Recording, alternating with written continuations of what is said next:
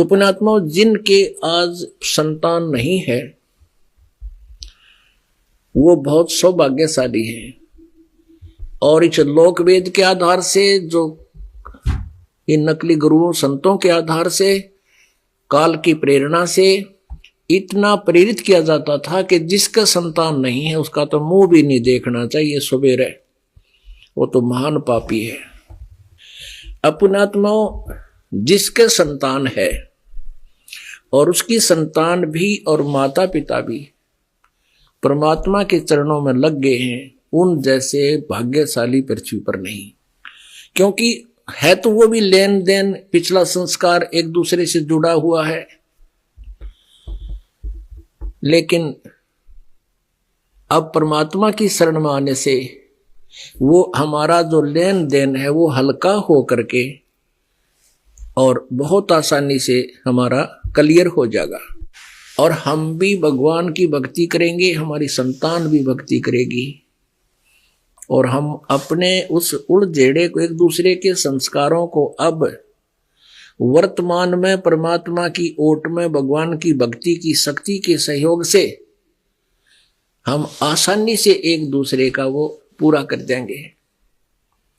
ऐसे ढंग से पूरा होगा कि आप सोच भी नहीं सकते। जैसे अब सबसे ज्यादा क्या हो रहा है हमारे उसमें समाज में, लड़कियों को शत्रु बना लिया हमने, यानी लड़कियों के हम खुद शत्रु बन गए। कैसे? दहेज देते थे।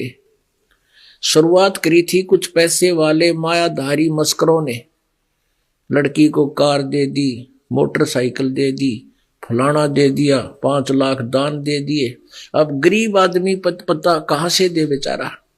अब लड़कियां दूसरे साहूकार सेठों की लड़कियों के विवाह को देखकर घर पर चर्चा करते हैं, फिर वो बच्चे भी ऐसे जिक्र करते हैं, उसने ऐसा दे दिया, उसने ऐसा दे दिया। तो माता पिता समझ जाते हैं कि हमारी बेटी की भी इच्छा है, तो उनको देखा देखी करके फिर वो भी दहेज में किसी पर कर्जा लेकर थोड़ा बहुत आइटम पूरे करने लगे। पहले तो ये सब कमाल था, 40 तीड़ अगलियां की और 20 तीड़ पछलियां की, वो इसे मुंडे घाघरे बांध दिया करते, उन्हें लेन कोई पैर धरे धीरे धीरे जल जाया कर गल जाया करते हुए। तो ये पिछले संस्कार लेन देन थे हमारे। अब इस भक्ति मार्ग से हमने ये न दहेज ना लेना है ना देना। पुण्यात्माओं, वो समय आवेगा ही, क्योंकि ज्ञान बहुत बड़ी चीज होती है। अज्ञान में ही इंसान गलतियां करता है, ज्ञान की रोशनी में फिर कदम सोच समझ के रखता है।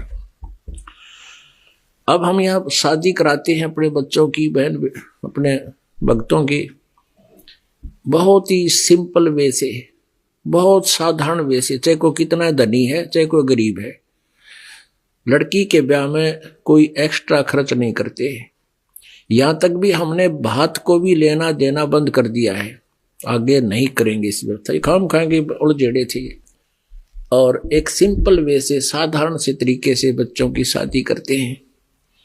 या कम से कम सैकड़ों शादी इस दास ने ब्याह करवा लिए, यहाँ पर भी वैसे भी।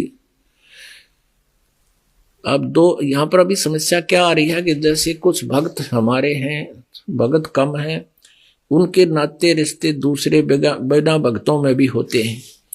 तो जहां अन्य भक्तों में होते हैं जो भक्ति नहीं करते, राम नाम से परिचित नहीं है, उनको भी स्पष्ट कह दिया जाता भी मेरे पास तो लड़की लड़की है, तेरा 100 में दिल करे तो शादी कर दिए।